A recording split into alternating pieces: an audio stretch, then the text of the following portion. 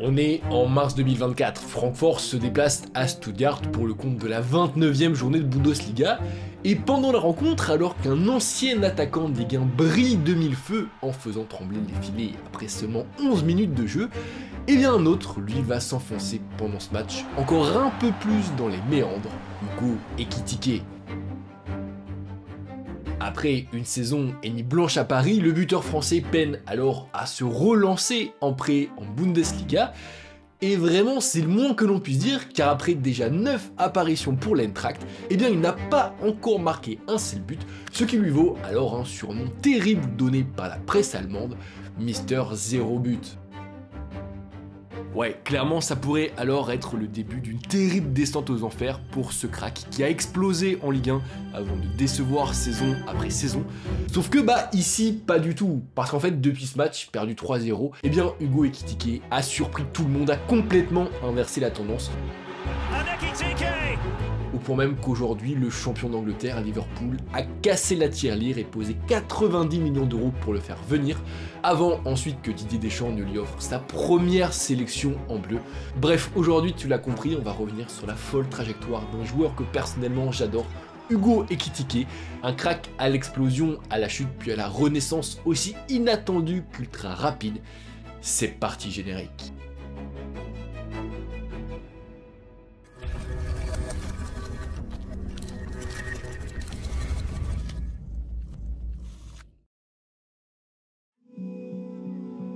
Première fois que je l'ai vu, c'était au boulot de mon épouse. Mon épouse étant éducatrice dans les maisons de quartier, donc elle m'avait dit, j'ai un gamin, il joue très bien, très bien. Je dis, j'irai peut-être te voir un jour. Et puis je suis allé voir là où elle travaille. Et effectivement, ça m'intéresse ce jeune-là. Et à partir de là, il est venu et il a signé sa première licence donc, à Cormontreuil. Et c'est donc sur ce terrain, en banlieue rémoise, que l'histoire d'amour a commencé entre Hugo Ekitike et le ballon rond.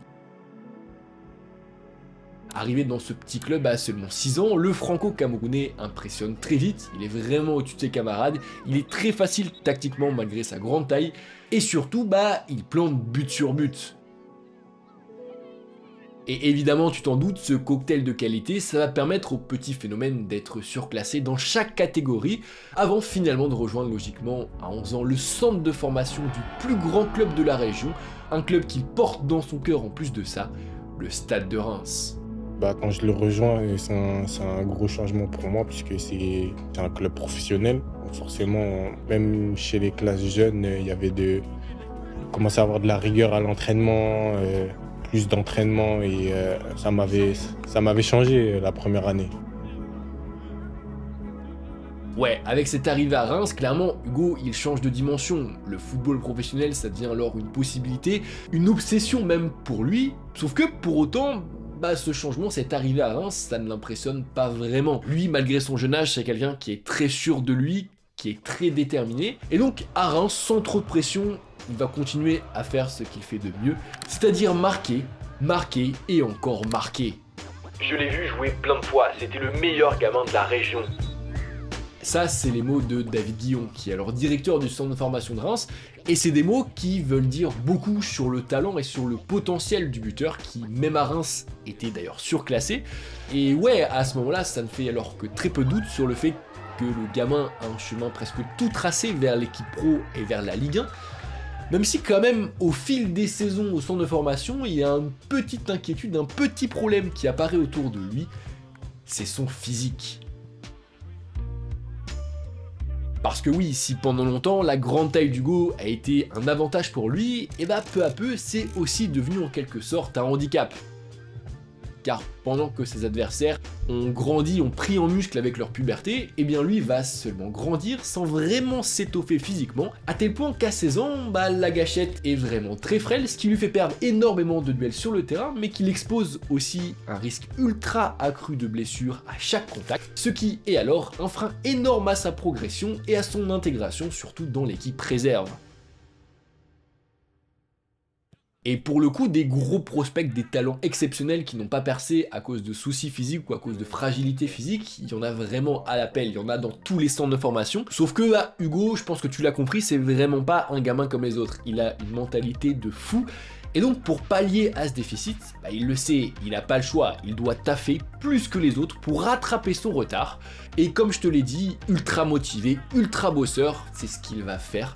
Travailler encore et toujours le haut de son corps, que ce soit avant mais aussi après les entraînements.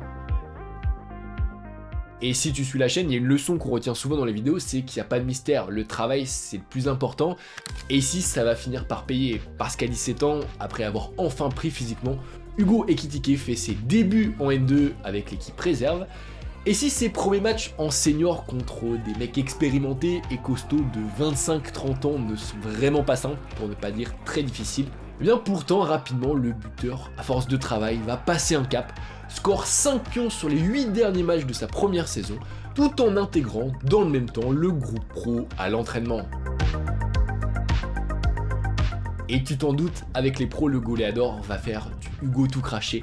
Il va arriver sans pression, dès la première séance, il ose tout, il tente, il provoque, il veut marquer son territoire. Sauf que quand vient le week-end, eh bien David Guillon, désormais coach des pros, fait son groupe, et surprise pour Hugo, bah il est pas dedans.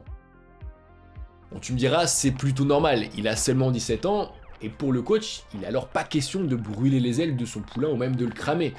Et puis au-delà de ça, oui c'est un bon joueur, oui il a vraiment un gros potentiel, mais pour autant c'est pas non plus un crack générationnel. Il a jamais été sélectionné avec les jeunes de l'équipe de France par exemple. Donc ouais, à ce moment-là on est début 2020, c'est plutôt logique qu'il ne soit pas encore sélectionné en Ligue 1. D'ailleurs c'est même plutôt une bonne chose à une époque où il y a des joueurs de 15, 16, 17 ans qui font leur début en pro, et c'est bien de leur donner un peu de temps, le temps qu'ils se développent physiquement, mentalement. Et d'ailleurs, il y a énormément de jeunes qui connaissent la même situation qu'Hugo, qui s'entraînent avec les pros mais qui sont pas encore sélectionnés. Sauf que s'il y en a beaucoup dans ce cas-là qui se seraient fait petits, qui auraient accepté logiquement cette non-sélection, et bah c'est pas vraiment ce que va faire Hugo. Lui, comme je t'ai dit, il a vraiment la mentalité des grands champions, il est il est persuadé qu'il a le niveau, qu'il peut faire la différence, qu'il doit être sur le terrain. Donc cette non-sélection, il la prend plutôt mal et il va même carrément aller voir Guillon à la fin de l'entraînement pour lui dire qu'il comprend pas vraiment ce qui se passe. Alors rassure-toi, quand je te dis ça, on a l'impression qu'il va aller l'embrouiller ou quoi, mais non, pas du tout. Hugo, il va aller voir son coach, il va lui dire ce qu'il pense, il va lui dire qu'il comprend pas. Mais bon, après ça, il va se remettre au travail, il va pas faire la gueule ni rien. D'ailleurs, Guillon, comme il le dira plus tard, il a pris l'impatience de son joueur de façon très positive, comme une motivation. Il va même dire que c'était un joueur impatient dans le bon sens. Mais bon, j'avais envie de vous parler de cette anecdote parce que je trouve quand même que ça montre plutôt bien le caractère et la mentalité de champion d'Hugo. Un mec très très sûr de lui, on pourrait même penser qu'il est arrogant parce que c'est un mec qui doute que très rarement de lui. Je suis sûr de moi, je sais ce que je veux, j'ai confiance en mon football et en ma manière de jouer. Sauf que bah, pour moi c'est pas vraiment comme ça qu'il faut le prendre, parce que c'est aussi un mec qui travaille énormément, il sait prendre du recul sur lui, certes il a énormément confiance en lui, il doute que très peu, mais à côté de ça il se la bute à l'entraînement, et surtout ce caractère pour devenir un grand champion il est vraiment nécessaire. D'ailleurs on va le voir dans cette vidéo, ça va énormément lui servir pour la suite de sa carrière. Bon, pour le moment, oui, il est encore à Reims, et s'il découvre finalement l'élite du football français en octobre 2020 contre Lorient, un match d'ailleurs très compliqué pour lui, et bien dans les semaines qui suivent, le buteur de 18 ans peine alors à passer le cap en pro. Pas la peur du but, je sais que quand je vais en avoir une, je vais rentrer. Ouais, il a pas peur, mais pour autant sur le terrain, il a un peu de mal à prouver, d'ailleurs il a de moins en moins de temps de jeu. Et cette confiance en lui, comme je te l'ai dit, ça ne l'empêche pas aussi qu'il arrive à prendre du recul sur lui-même et que très vite il arrive à une conclusion, c'est qu'il a absolument besoin de jouer pour prendre de l'expérience, ce qui le pousse à l'hiver à sortir complètement de sa zone de confort en s'envolant 6 mois en prêt du côté du Danemark, où malgré l'hiver, il va enfin réussir à gratter des minutes et à planter aussi ses premières banderies professionnelles.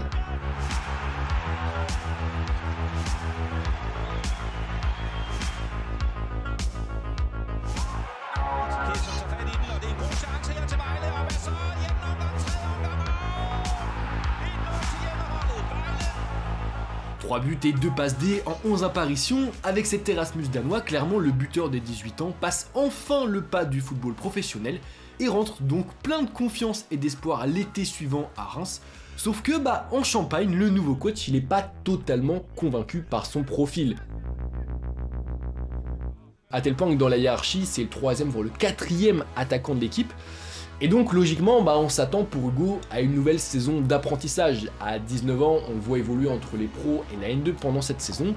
Sauf que finalement, le destin va en décider complètement autrement. Car le buteur titulaire Boulaïdia fait ses bagages à l'été pour Villarreal, tandis que sa doublure El Bilal Touré est lui écarté pour avoir tenté de forcer son départ. Et c'est donc comme ça, presque par hasard, que notre jeune buteur se retrouve pendant la prépa à enchaîner les apparitions et surtout les buts.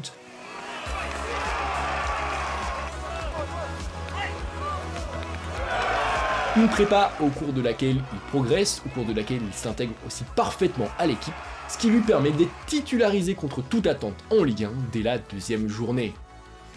Et très vite, à l'aise avec les 2 pieds, capable de garder le ballon si besoin, et surtout tueur à sang-froid face au cage, le joueur de 19 ans va devenir la nouvelle sensation du championnat français.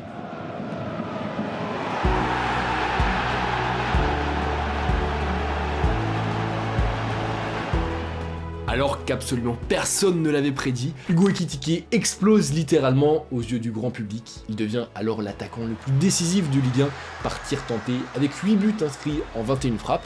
Et surtout, à ce moment-là, il fait lever les foules par sa douceur technique presque invraisemblable au vu de sa taille.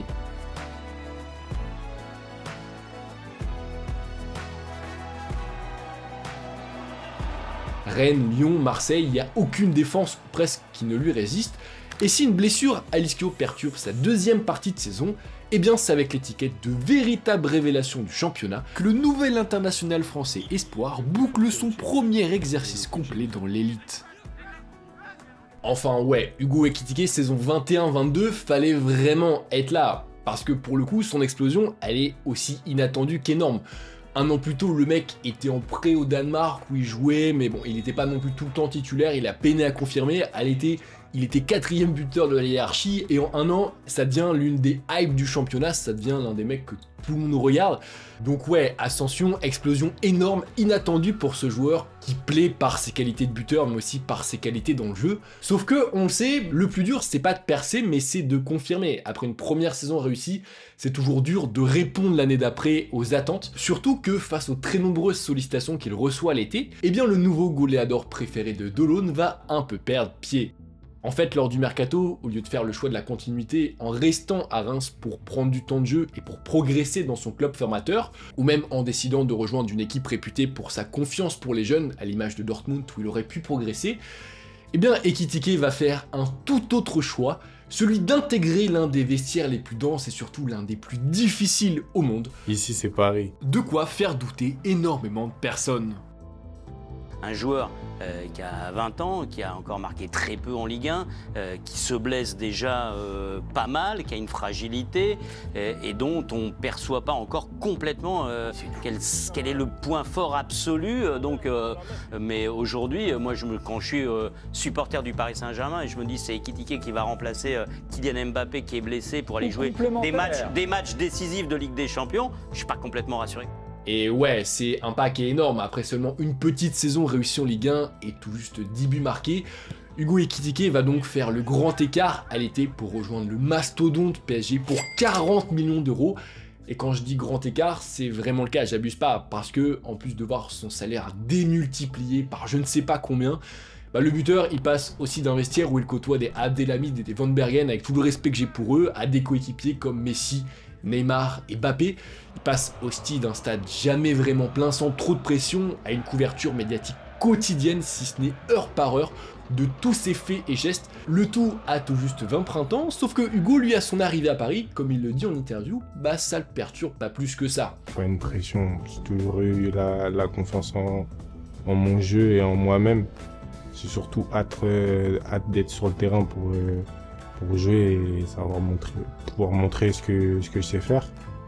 Et non, j'ai aucune pression, aucun doute. Je sais de quoi je suis capable et j'ai hâte de pouvoir montrer ça.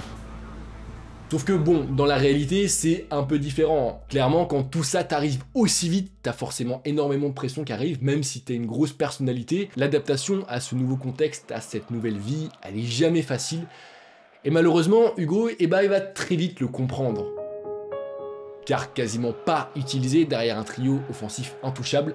Le buteur est rapidement frustré quand il gratte des minutes, il surjoue pour impressionner, sauf qu'au final, il peine à marquer des points et tombe alors dans un cercle vicieux. Peu de minutes, donc peu de confiance. Et ce peu de confiance, ça implique de mauvaises performances. Des mauvaises performances qui impliquent, elles, encore moins de temps de jeu. Bref, c'est un cercle vicieux qui est encore plus grave quand on a un buteur qui a vraiment besoin de confiance. Et donc ouais, à Paris, face à un public assez impatient et à un coach absorbé par tout un tas d'autres problèmes à régler, eh bien Ekitike, laborieux, ne plante que 3 pions en 25 matchs de Ligue 1. 3 buts qu'il marque sur une période de 4 matchs consécutifs avant d'éteindre la lumière, tout en assistant ensuite complètement impuissant à l'élimination des siens dès les 8e de finale de la Ligue des Champions. Bref, une saison absolument calamiteuse, sauf que si sous Galtier, comme tu l'as compris, il a eu du mal, et bien à l'été, la nomination de Luis Enrique ne va malheureusement faire qu'empirer les choses. Car prier pendant le mercato de se trouver un point de chute qui ne viendra finalement pas. Le buteur est carrément mis à l'écart pendant la saison dans le fameux loft, où il passe 6 mois sans jouer, une terrible traversée du désert pour un joueur si jeune. C'est un gâchis incroyable, parce qu'en gros, c'est un joueur qui n'avait pas le niveau pour jouer au Paris Saint-Germain, bon ça on le sait maintenant, et c'est un joueur quand même qui est victime aussi de son entourage quand même, malgré tout.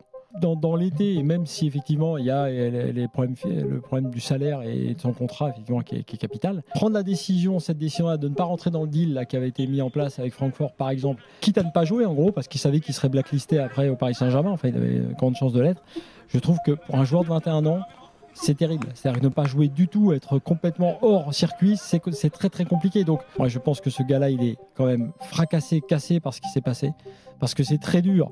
Si on croit en toi à ce point, toi tu penses que tu as le niveau en tout cas pour le faire. Et que derrière ça se passe comme ça, et que tu ne joues plus du tout, je pense que ça va être très compliqué pour lui derrière. À tel point que c'est à ce moment-là précis, face à ce qu'il considère comme un acharnement injustifié, que pour la première fois de sa carrière, Hugo Ekitike va commencer à douter de lui mais aussi de son jeu. Bien sûr, on doute de soi, même aujourd'hui, si je ne marque pas pendant quelques matchs, ce doute est là. Alors si vous ne jouez pas pendant 6 mois, vous pouvez imaginer. Il n'y a pas de mensonge dans le foot, il n'y a que la continuité qui te fait devenir un joueur qui peut compter. Je ne vais jamais dire que j'ai tout bien fait, j'aurais pu faire mieux, c'est la vérité, mais on ne m'a pas aidé à ce que je fasse mieux, on ne m'a pas donné de la confiance, même pendant les entraînements, même à travers des discussions, on n'a jamais vraiment pris le temps de discuter avec moi pour m'aider. Bref, tu l'as compris, à ce moment-là, c'est vraiment pas la folie, sauf que justement, c'est dans ce type de période, dans ces moments de doute et de difficulté, qu'on voit les vrais grands joueurs, qu'on voit les mecs avec une grosse personnalité, et je pense que tu commences à le comprendre, Hugo, il a vraiment un gros caractère. Et justement, cette période terrible, au lieu de le faire lâcher, au lieu de le faire s'enfoncer dans les méandres, eh bien ça va le pousser à bosser encore plus. En fait, il va transformer cet échec en source de motivation pour performer encore plus, pour montrer que ce transfert à Paris, ce n'était pas de la chance ou une erreur. Et donc pendant ces 6 mois, il va mettre tout en œuvre pour préparer son rebond. Ça va passer par se construire une équipe autour de lui de kinés, de préparateurs, d'analyse vidéo spécialement dédiés à lui, à sa progression. Ça va passer aussi par le fait de faire un gros travail mental autour de ce qu'il appelle sa zone de flow, c'est-à-dire en gros qu'il va noter toutes les petites choses positives de sa vie pour garder confiance malgré ce qui se passe sur le terrain. Et ça va passer aussi et surtout, et c'est le plus important pour moi, par trouver enfin la porte de sortie dont il avait besoin, ce qu'il va réussir à faire à l'hiver. I'm really excited to be here, very happy and proud. I can't wait to get started. I think it's the right place and the right direction for me now at this moment of my career. I can't wait to get started. That's crazy. On est alors en janvier 2024 et le catégorisé flop avec des grosses guillemets Hugo Ekitike rejoint la Bundesliga pour tenter de se relancer. Ce qui est quand même fou de dire ça alors que le mec n'a alors que 21 ans, ce qui est quand même très très jeune dans le football, on va pas se mentir. Et bon, en arrivant dans le vestiaire allemand, Hugo il le sait, il va avoir besoin de temps pour retrouver la confiance et surtout pour se remettre aussi physiquement au niveau après autant d'absence. Et d'ailleurs, il va faire une chose qui montre que c'est pas juste un mec qui a de l'ego, mais qu'il a aussi beaucoup d'humilité et de recul sur lui-même, beaucoup d'intelligence collective. C'est qu'à son arrivée, il va être 100% honnête avec ses coéquipiers et il va les prévenir de ce nécessaire temps d'adaptation, de ce temps pour redevenir un joueur de très haut niveau. Ce que personnellement je trouve ultra louable, ultra humble aussi dans un sport de très haut niveau, où souvent faut pas montrer ses faiblesses, etc. Bah faire ça, c'est vraiment une preuve que c'est quelqu'un qui est intelligent et surtout, bah ça va payer. Bonjour, ça va? Les fans de l'Eintracht. Il a perdu. Et gros bisous. Car loin du contexte oppressant du Paris Saint-Germain, eh bien l'ancien Rémois se la bute à l'entraînement pour rattraper son retard. Et malgré une presse qui, comme je l'ai dit en intro, le critique et le renomme même Mister Zéro But après plusieurs semaines difficiles, eh bien Hugo lui continue de travailler et retrouve peu à peu le plaisir de jouer, le plaisir du terrain, le plaisir d'éliminer l'adversaire par le dribble, mais aussi et surtout le plaisir de marquer.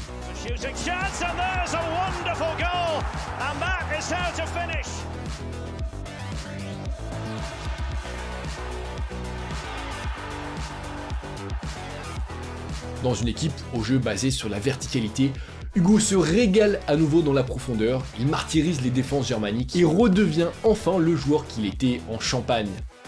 À tel point qu'après avoir vu son prêt se transformer en transfert définitif à l'été 2024, et bien la saison suivante, le numéro 11 de l'Eintracht va tout exploser pour son premier cru complet en terre allemande.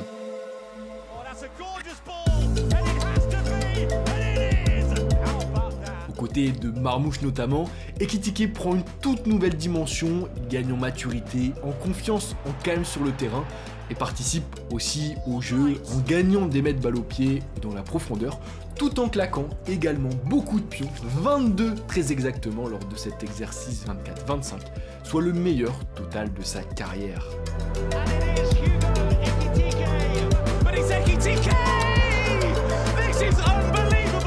Bref, une saison à peine, Hugo Ekitike fait taire tous ses détracteurs. Il confirme que son explosion à Reims c'était loin d'être un feu de paille et qu'il a le niveau. Et également que à Paris, malgré son échec, il a aussi appris des choses, il a progressé, il a pris en maturité. Et tout ça, ça lui vaut à l'été 2025 de faire à nouveau couler l'encre des journaux sportifs. Lorsque le champion d'Angleterre, Liverpool, en quête d'un nouveau scoreur, pose 95 millions d'euros pour le faire signer. But we start with big transfer news from Liverpool, who have this afternoon agreed a huge deal for Eintracht Frankfurt's Hugo Ekitike. Yeah, big news for Liverpool once again. They are splashing the cash in the transfer market and they've got a new striker. Un montant comme ça, une pancarte particulièrement lourde à porter pour Ekitike. Oui, il sera attendu de pied ferme forcément, c'est une très bonne question. Il sera attendu de pied ferme dans un vestiaire forcément aussi exigeant. Après, il a connu la pression.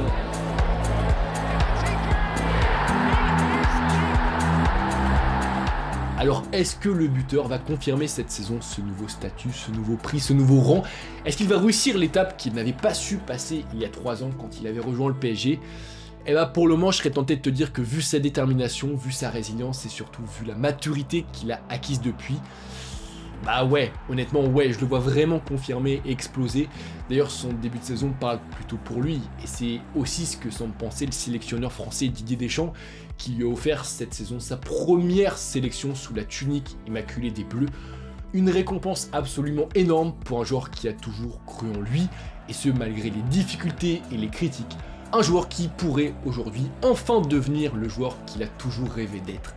L'un des tout meilleurs attaquants au monde.